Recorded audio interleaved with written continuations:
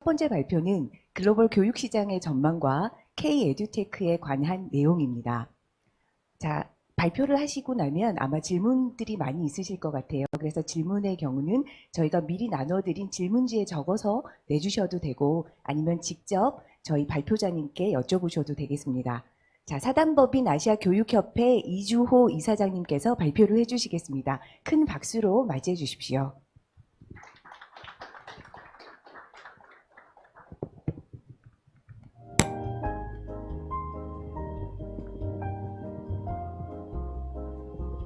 네, 반갑습니다. 오늘 제가 말씀드릴 주제가요.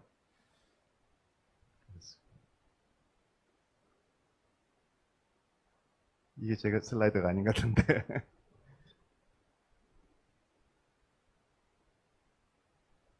제 슬라이드로 좀 바꿔주시겠습니까?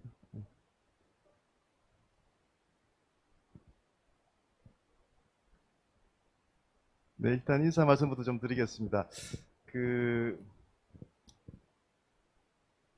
오늘 제가 말씀드릴 주제가 이제 K-에듀로 세계 AI 교육을 이끌자 하는 주제인데요.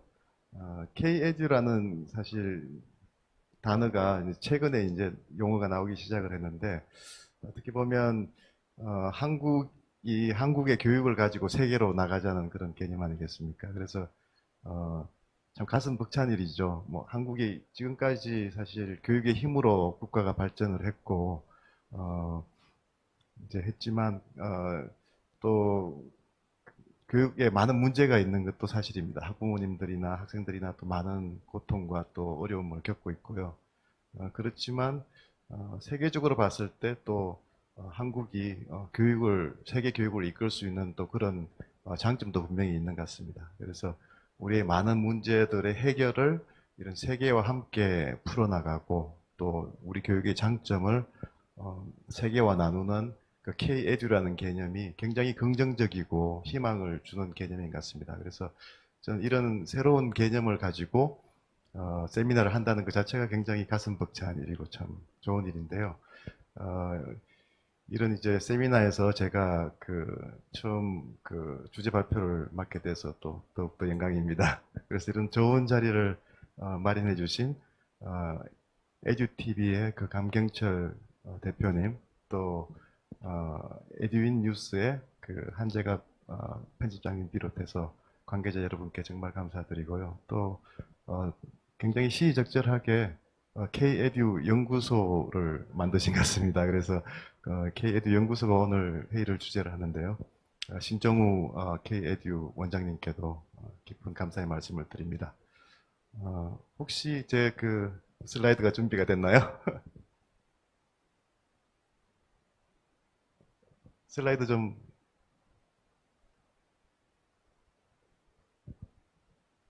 네. 그러면 제가 그냥 이야기를 좀 하면서 슬라이드 나오면 자연스럽게 연결시키도록 하겠습니다. 제가 이제 K-에듀의 큰 이제 의미를 생각을 해보면, 일단 교육이라는 게 사실 참 바뀌기는 힘든 것 같습니다. 왜냐하면 또 함부로 바꿔서도 또 안 되는 일이죠. 정말 미래 세대, 차세대를 위해서 가장 중요한 것이 교육이기 때문에 그냥 금방금방 뭐 새로운 경향이나 있다고 해서 바꿀 수는 없는 일입니다. 그런데 그러다가 보니까 또 그렇게 된지도 모르겠는데요. 교육이 전 세계적으로 굉장히 바뀌지 않고 그냥 오랫동안 지속된 그런 문제들이 그대로 이어진 것도 분명히 많이 있는 것 같습니다. 그러다 보니까 많은 분들이 뭐 흔히 이제 하는 얘기인데 21세기 아이들을 이제 19세기 교육으로 가르친다. 근데 그 의미가 상당히 있는 것 같아요. 19세기에 이제 시작됐던 소위 대량 생산 모델이죠. 모든 사회의 변화가 어떻게 보면 대량 생산 체제로 가면서 표준화되고 대량 생산한다는 것은 그만큼 효율적이라는 뜻입니다. 그래서 이제 그렇게 갔었는데 그러다 보니까 교육도 그 대량 생산 모델을 상당히 많이 차용을 해왔던 것 같아요. 그래서 오늘도 사실 이렇게 이제 강의실에 한 30분 계시고 이제 제가 이제 강사로서 이야기를 하면 여기 계신 지금 한 분 한 분이 저한테 듣고 싶은 얘기는 다 틀린데 저는 똑같은 얘기를 할 수밖에 없거든요. 그래서 이게 이제 일종의 이제 표준화된 방식인데 이게 이제 그러다 보니까 학교 교실에서는 가장 중요한 문제는 그냥 뒤처지는 아이들이 그냥 발생할 수밖에 없는 거죠. 교실에 앉아서 내가 선생님이 하는 얘기를 분명히 못 알아듣는데 선생님은 계속 이제 얘기를 하고 계시는 거죠.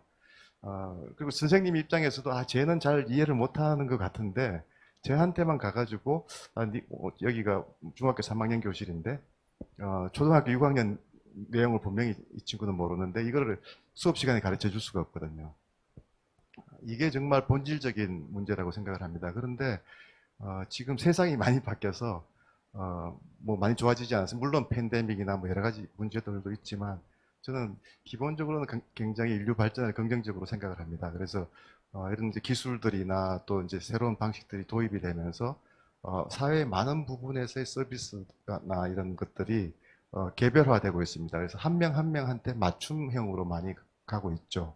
그래서 이제 대량 생산 방식에서 맞춤형 방식으로 가는 게 이제 큰 변화인데 이제 나왔군요. 이제 하겠습니다.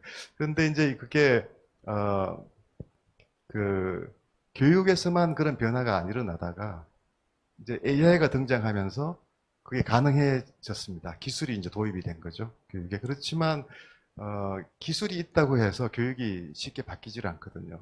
그동안에 쭉 굳어져 왔던 관행들이나 제도가 있기 때문에 그러면 이제 이 새로운 기술을 이용해서 아이들 한 명 한 명에게 맞춰서 어떻게 잘 교육을 시킬까 하는 것이 많은 사람들의 이제 기본적인 챌린지가 돼 있는 거죠.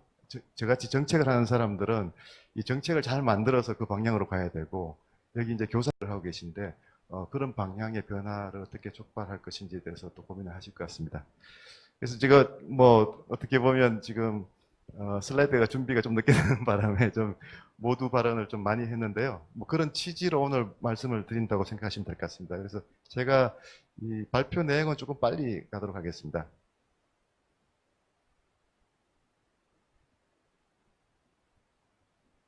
이게 그렇죠.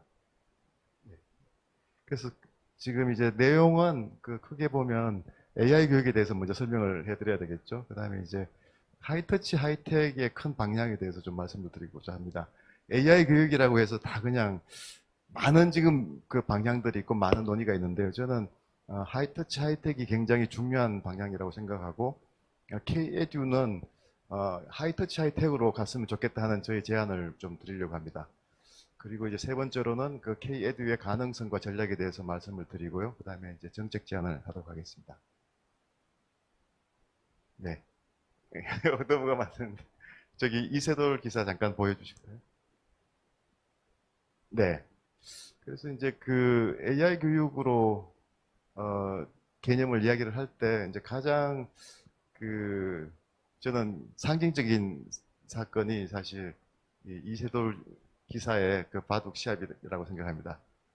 지금 이제 2016년에 소위 5번기라고 해서 5번의 바둑을 둬서 이제 3번 먼저 이기면 이기는 거죠. 그 게임인데 이 게임만큼 많은 주목을 받은 바둑 게임이 없었던 것 같아요. 아마 여러분들 중에 저는 바둑 굉장히 좋아하고요. 그렇지만 바둑 잘 모르는 분도 계시지만 아마 이 바둑 게임은 많이 뉴스에서 보셨을 텐데요. 국기를 보면 한국 국기가 있고 옆에 영국 국기가 있잖아요. 바둑은 영국은 거의 불모지입니다. 바둑을 뭐 거의 안 뜨는 나라인데요. 이제 상대편 선수는 영국 선수입니다.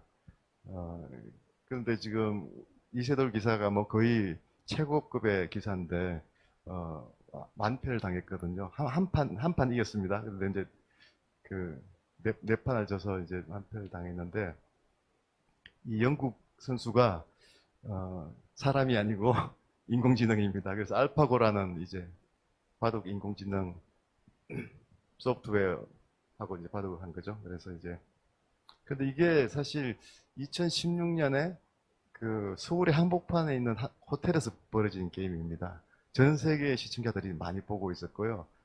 어떻게 보면 바둑은 체스랑은 또 틀리고 체스는 한 이거보다 한 십몇 년 전에 인공지능 체스가 나와가지고 또 세계 챔피언을 이긴 적이 있죠. 그런데 그때 사람들 얘기는 체스는 조금 더 바둑에 비해서 심플하기 때문에 아마 바둑은 인공지능이 아무리 해도 못 이길 거다 했는데 이기게 된 거죠. 그래서 이제 근데 이제 그 인공지능이 바둑을 이기고 나서 사람들이 어떻게 생각을 했는가 하면 이게 그러면 이제 아무리 인간이 잘해도 바둑한테 지는 거잖아요. 그래서 이게 바둑이라는 스포츠나 뭐 게임이나 이 자체가 없어질 거라고 생각했는데 저는 사실 바둑 팬이지만 바둑이 더 재밌어졌습니다. 그래가지고 그 바둑 그 TV에서 이렇게 바둑을 시청을 하다 보면 인공지능이 그 실시간으로 이렇게 어, 어느 편이 그 우세한지를 그리고 또 한 수를 두고 나면 예상수를 인공지능이 다 예측을 다 해줘요. 그러면 그 사람이 하는 해설보다도 훨씬 더 재밌어요. 그리고 사람이 하는 해설인 경우에도 다 인공지능 그 예측을 보여주면서 하면 훨씬 더 그 재밌는 그런 게임이 됩니다. 그래서 근데 제가 왜 이 말씀을 드리는가 하면 그 이 바둑에서 인공지능이 도입된 후에 뭐 여러 가지 변화가 지금 말씀드린 게 있었지만 가장 큰 변화는 바둑을 공부하는 방법입니다. 지금 바둑을 공부하는 사람들은 인공지능이랑 공부를 하거든요. 인공지능 소프트웨어를 가지고 해야지 바둑을 잘 둡니다. 그냥 사람하고 하는 것보다 훨씬 더 맞춤형으로 교육이 되는 거죠. 그리고 그 뭐 바둑을 전문적으로 가르치는 곳에서도 인공지능 소프트웨어를 이용을 합니다. 그래서 어, 무엇을 배우고 어떻게 가르칠지가 이게 인공지능이 도입되면 완전히 달라지는 굉장히 좋은 저는 사례라고 생각합니다. 다음으로 넘겨주시죠. 다음 화면 부탁드리겠습니다. 네. 그래서 이제 인공지능으로 대표되는 그런 기술의 변화가 소위 이제 4차 산업혁명이라는 겁니다. 그래서 우리가 이제 1차, 2차, 3차만 많이 들으셨을 텐데요. 1차는 전기기관, 2차는 이제 전기죠. 그 대량 생산. 3차는 이제 소위 정보화 혁명이라는 건데요. 이런 이제 큰 변화가 있었지만 교육은 아까 말씀드린 대로 대량 생산의 2차 생산, 2차 산업혁명 때 형성됐던 그런 방식이 그대로 유지가 되어 왔던 것 같습니다. 그래서 이제 그게 쭉 가다가 이제 4차 산업혁명 시대에 또 다른 큰 변화가 있는데 교육이 안 바뀌는 거죠. 그 다음 보겠습니다. 그래서 이제 저는 AI 교육이라는 것을 어떻게 정의를 하는가 하면 보통 지금 최근에 이제 AI 교육이라는 것도 막 이제 용어가 시작이 되는데 AI에 관한 것을 공부한다. 그렇게 되면 너무 이게 그 이제 영역이 작아지는 거죠. AI에 대해서만 공부하는 건데 근데 사실은 AI가 세상을 바꾸기 때문에 AI가 바뀌는 세상에서 무엇을 배울지를 어떻게 가르치를 공부를 해야 되거든요. 그래서 훨씬 더 AI의 영향력이 크기 때문에 AI 그 자체에 대해서 배우는 게 아니고 AI가 주도하는 시대에 크게 바뀌는 교육에 대한 것을 저는 AI 교육이라고 부릅니다. 그리고 이제 요즘 한국에서 이제 미래 교육이라는 용어를 많이 쓰는데요. 저는 미래 교육은 너무 또 이건 또 더 보로도하거든요. 그래서 저는 이제 그냥 모든 가능성을 열어놓는 것보다는 어떻게 바뀔 건지 분명한 이제 지표가 있어야 된다고 생각합니다. 그래서 AI가 바뀌는 그런 부분에서 근본적인 변화를 구하자고 하는 거고요. 또 미래 교육이라고 하면 너무 또 막연한 미래고 내하고는 당장 상관없지 할 수 있는데 사실은 지금 자녀들은 이미 AI 교육에 지금 다 와 있거든요. 그래서 AI 교육이라고 부르는 게 좋겠다는 거고요. 저는 AI 교육의 출발점은 2016년 다보스 포럼이 굉장히 크게 출발했다고 생각합니다. 4차 산업혁명 얘기가 처음 나온 회의가 2016년 포럼이었고요.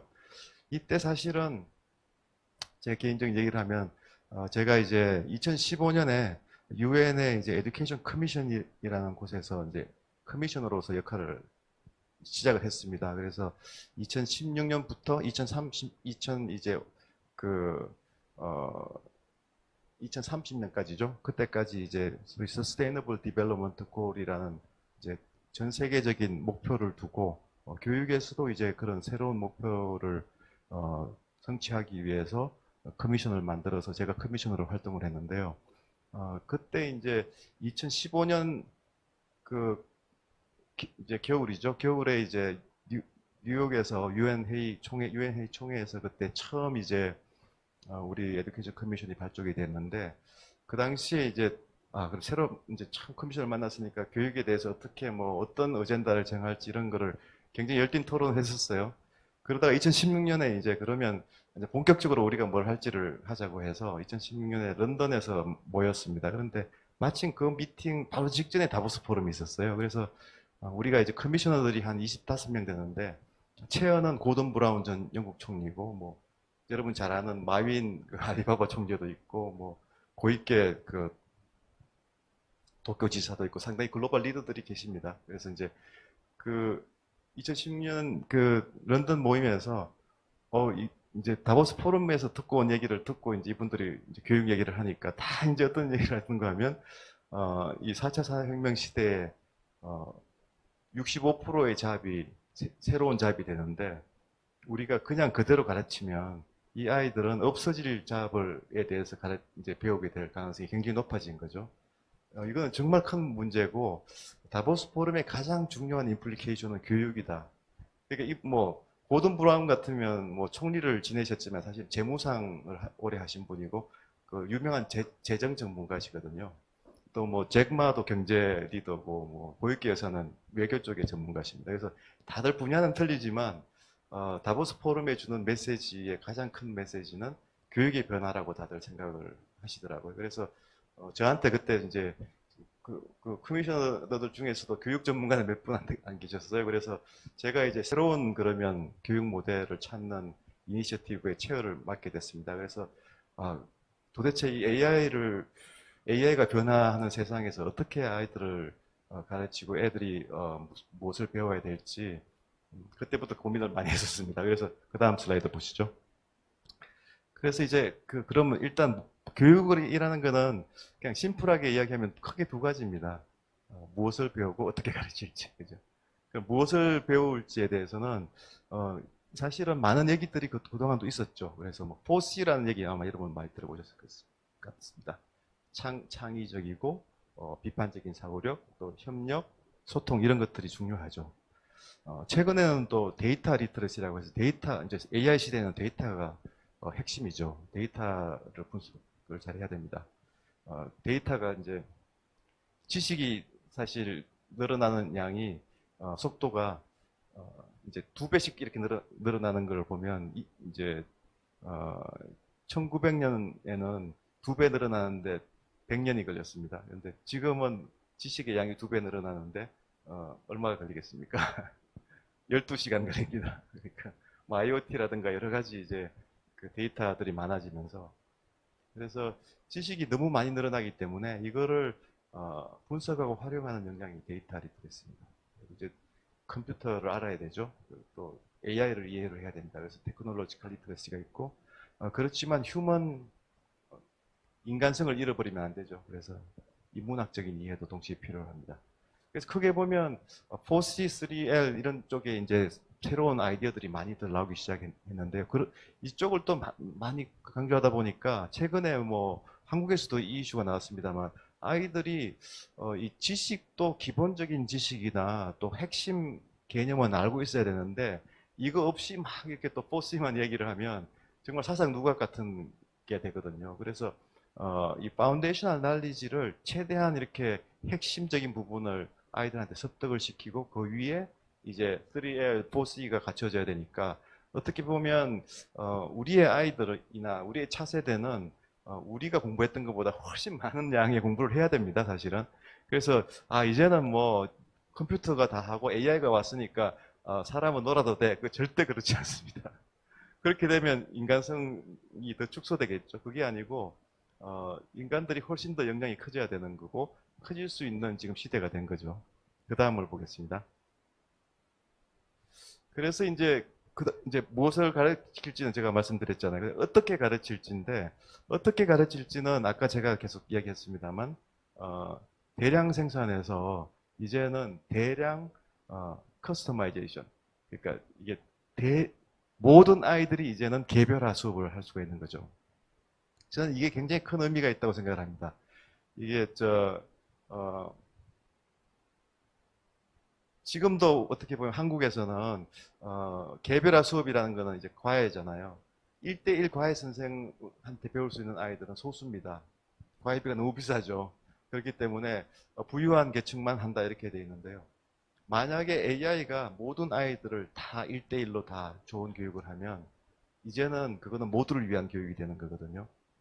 그래서 이게 매스 프로덕션 시스템은 소수의 그 부유한 아이들 같은 경우에는 엘리트 교육이나 뭐 프라이빗 튜터나 이런 식으로 해서 더 좋은 교육을 받을 수 있게 되는데 매스 퍼스널라이제이션이 되면 어, 가난하거나 뭐 부자거나 아니면 소외되거나 이런 아이들의 경우에도 어, 딱 자기한테 맞는 필요한 교육을 받을 수 있는 시대가 열리는 거거든요. 그래서 저는 이게 굉장히 교육 측면에서 중요하다고 생각합니다. 그래서 표준화를 염두에 둔 교육은 테스트를 할 수밖에 없습니다. 그게 스탠다드가 있기 때문에 스탠다드에 맞췄냐 안 맞췄냐 해서 결국은 시험 위주로 계속 갈 수밖에 없고 한국이 지금 시험 위주 교육 때문에 얼마나 많은 고통이 있습니까?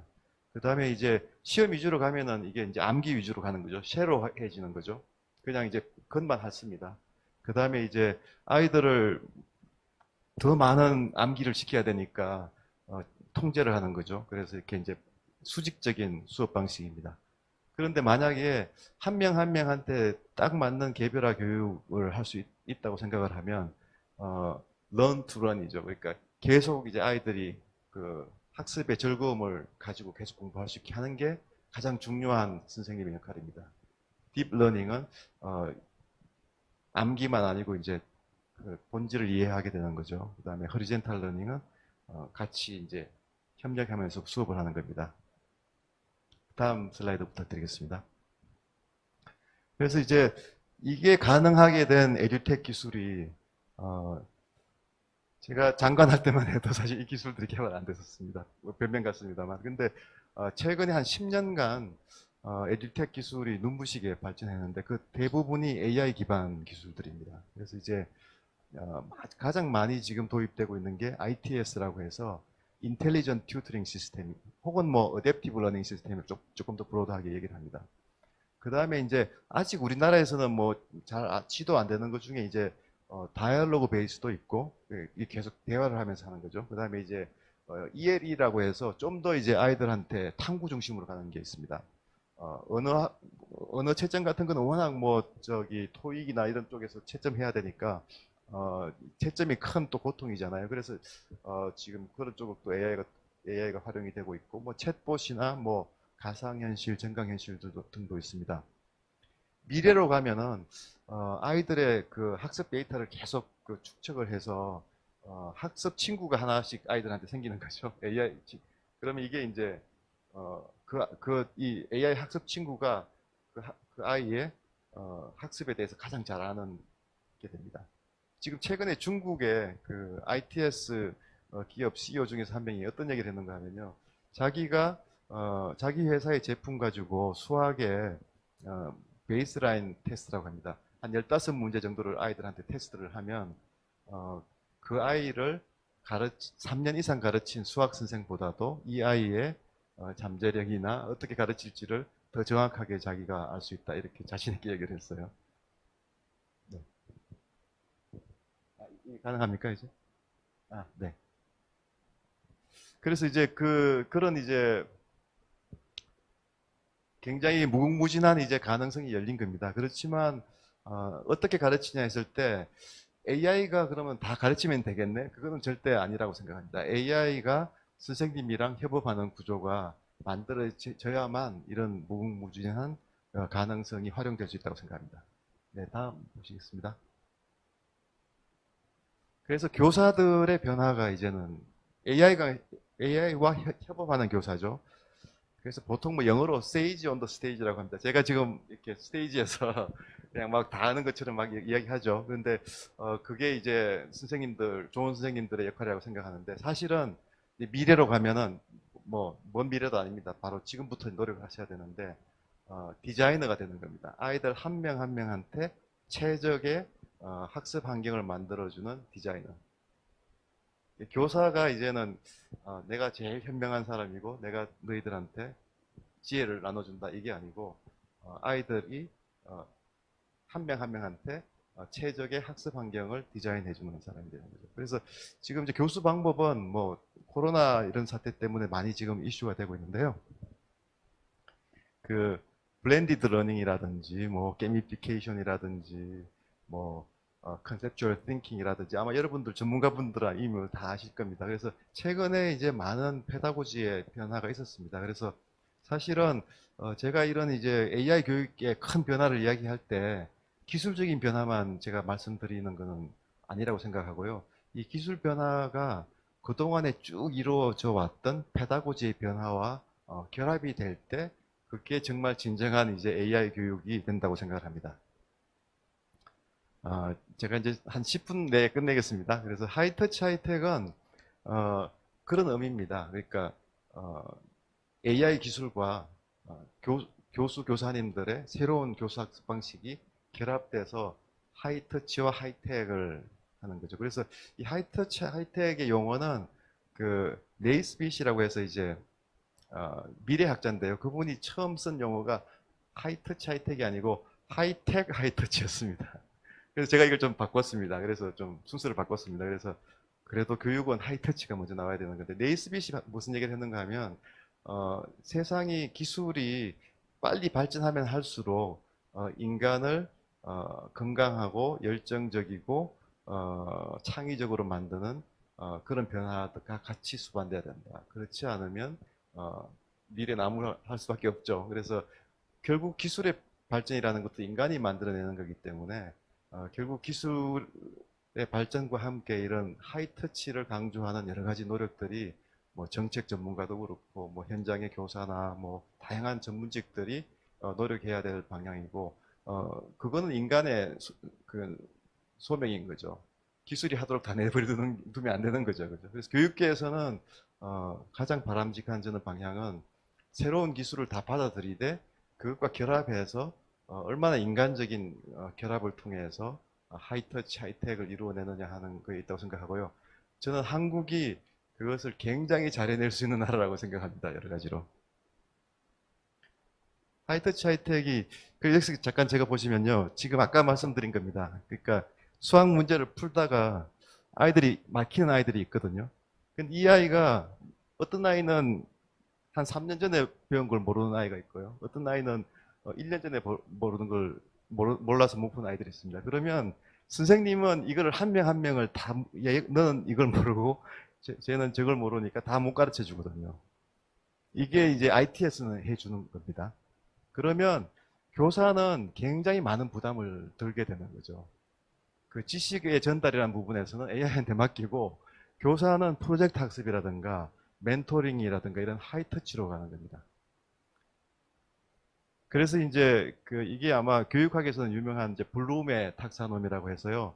학습이라는 것은 기본적으로 암기하고 이해하는 걸 해야 되는 거거든요. 그 위에서 이제 그걸 적용하고 이제 분석하고 그다음에 평가하고 그리고 이제 창조까지 하는 거죠.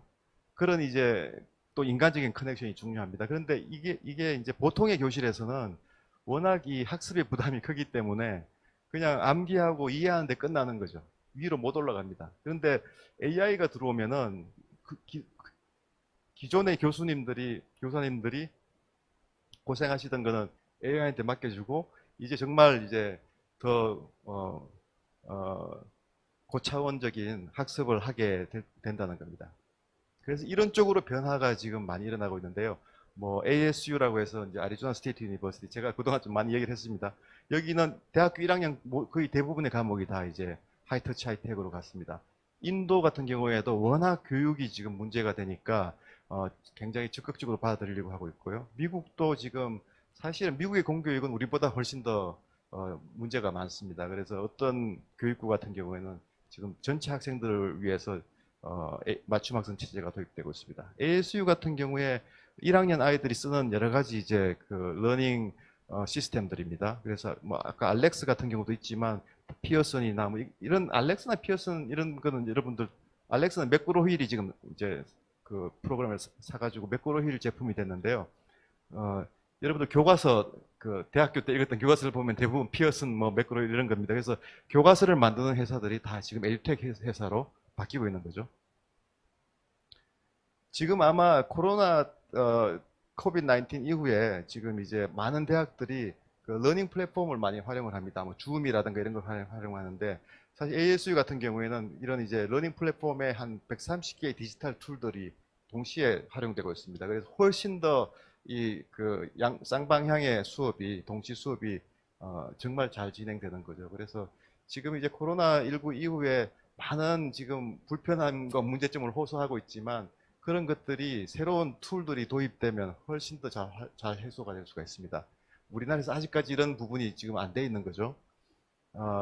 그 하이터치 쪽은 뭐 프로젝트 베이스 러닝이라든가 가장 중요한 것 중에 하나가 융합하는 다학제 연구입니다.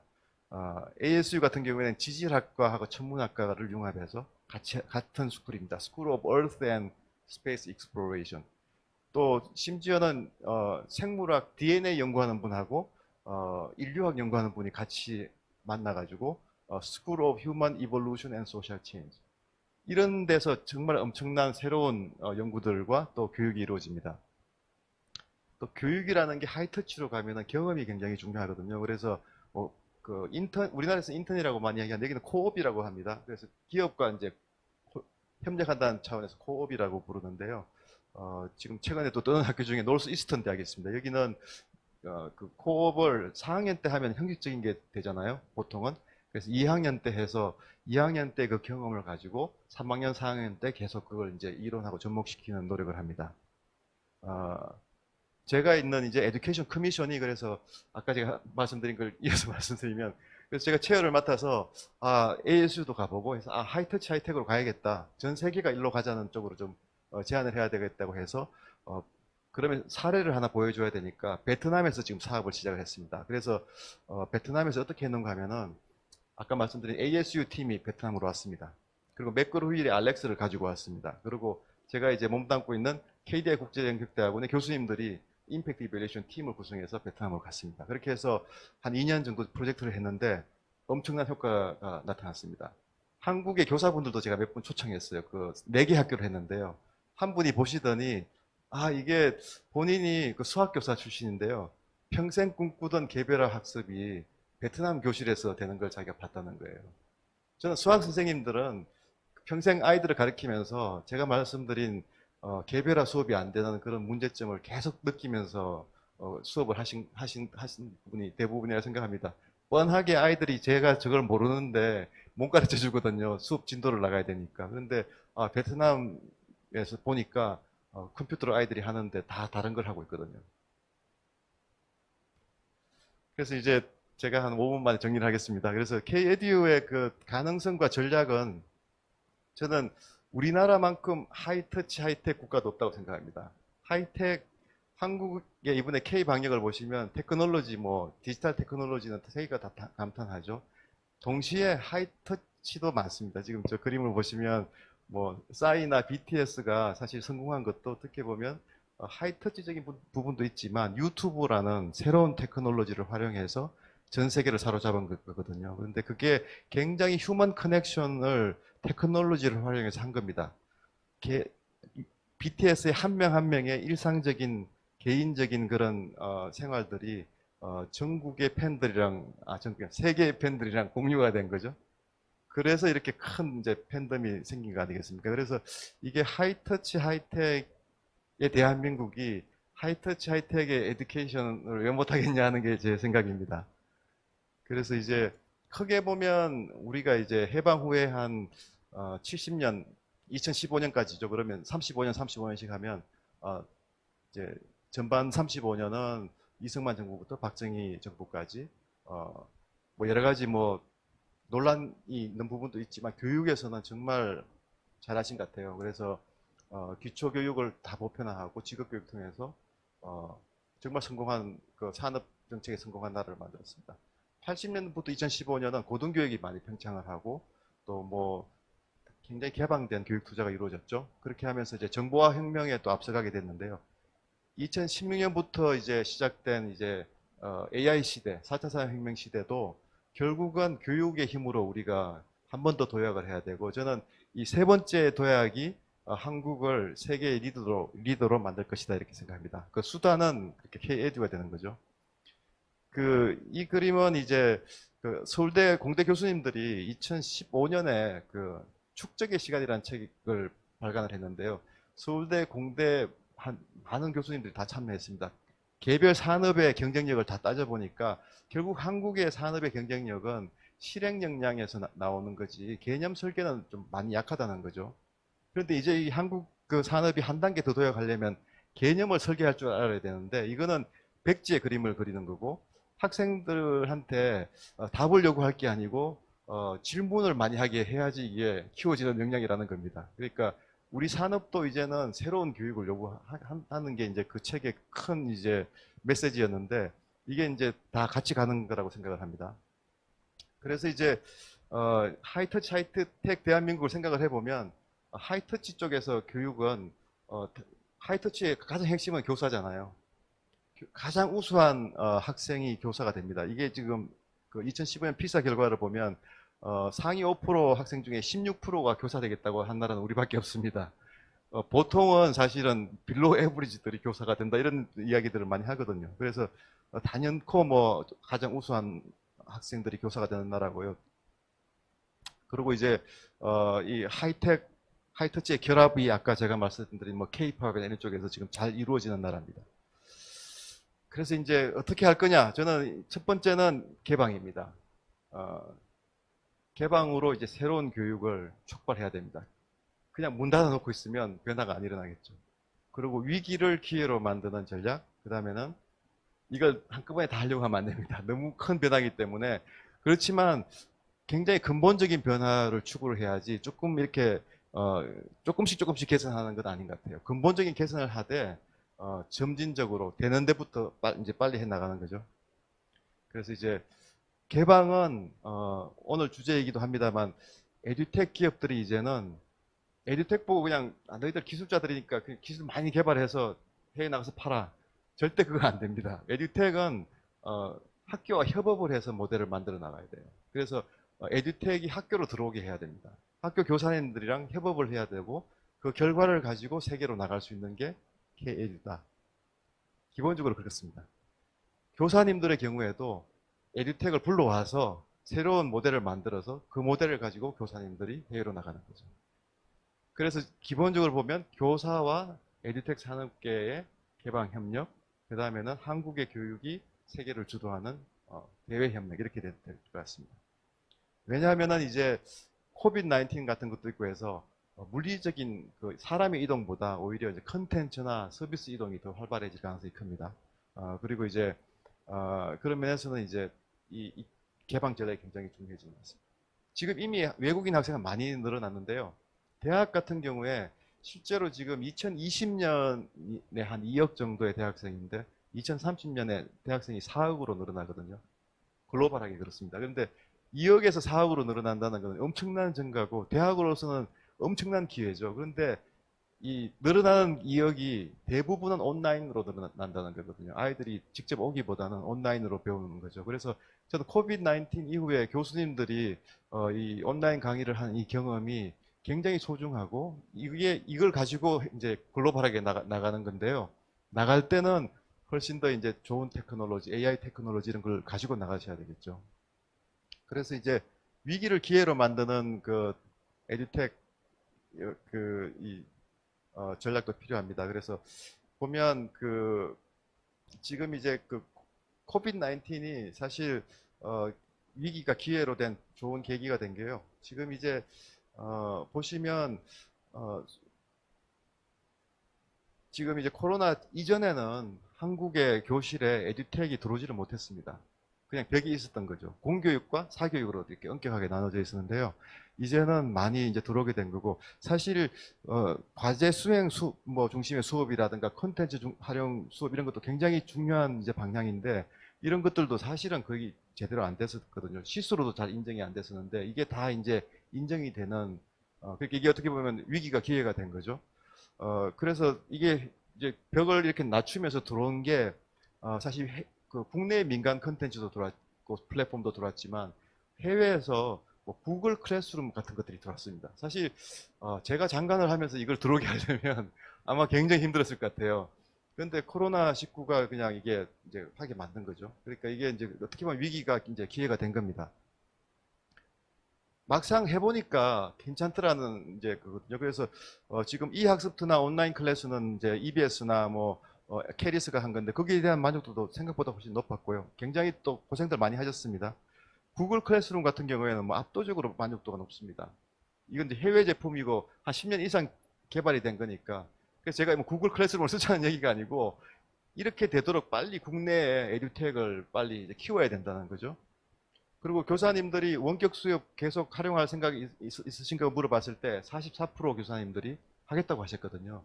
이거는 제가 볼 때는 변화를 한 10년까지는 안 될지 모르죠. 한 5년 이상은 이게 단축시킨 효과가 있었다 이렇게 생각을 합니다.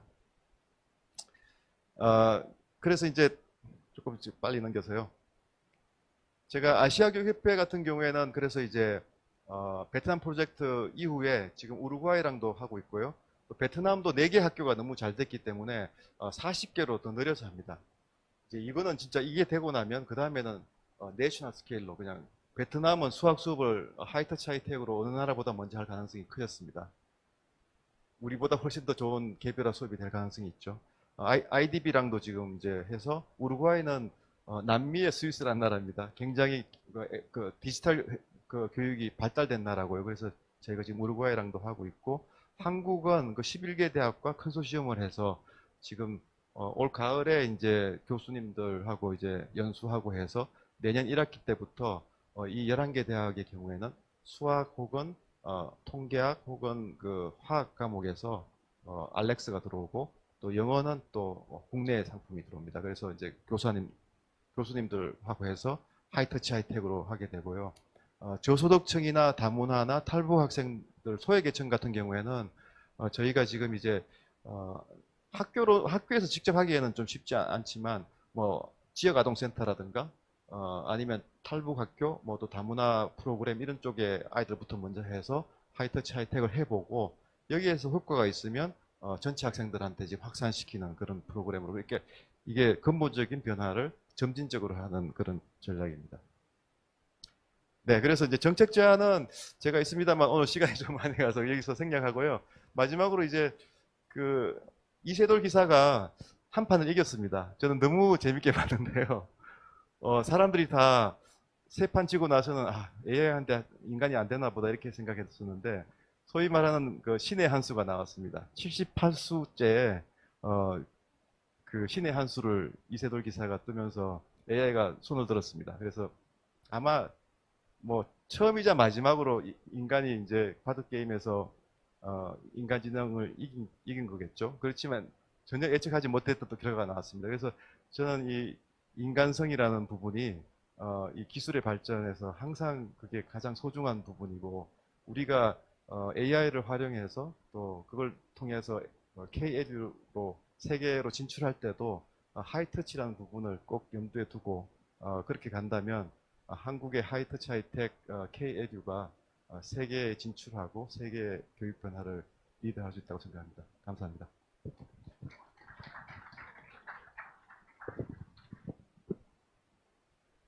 네, 강의를 들으시는 동안에 질문지를 저한테 주시면 대신 질문을 해드리거나 아니면 직접 질문을 하실 분들이 계시면 하는 걸로 했는데, 아직 주신 분이 안 계셔서 혹시 궁금하신 거 있으시면 직접 질문해 주시면 되겠습니다.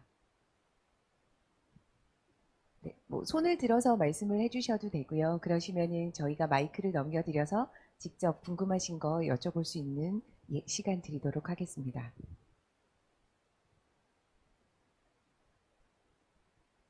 네, 워낙에 좀 큰 그림이기도 하고 사실 저 같은 경우는 지금 현재 대학에서 강의를 하고 있는 사람이다 보니까 1학기에 그 온라인 강의를 하면서 저기서 말씀을 해주신 그런 내용들을 직접 상당히 많이 겪었고 아까 어떻게 강의할 것인가라는 부분에서 그리고 개별화 수업이라는 부분에서 돋았던 것 같습니다. 그런데 이렇게 잘 설명을 해주셨는데 만약에 이제 제가 질문을 한 가지만 드리자면 제가 너무 궁금해져가지고요. 이렇게 말씀해 주시는 걸 듣다가 시간이 지금 조금 부족하기는 한데 좀 이제 짧게 말씀해 주실 거라고 기대를 하고 보시면은 아까 이제 그 개별화 수업을 하는 거에 있어서 초, 중, 고, 대 이렇게 이제 그, 아, 그 교육의 특성별로 이렇게 나오고 있는데 만약에 어, 한 곳만 딱 찍어서 가장 개별화 수업이 필요하다, 가장 중요하다라고 생각하는 곳이 있다면 어느 곳이라고 말씀하시고 싶은지 궁금합니다. 네, 굉장히 좋은 질문인데요.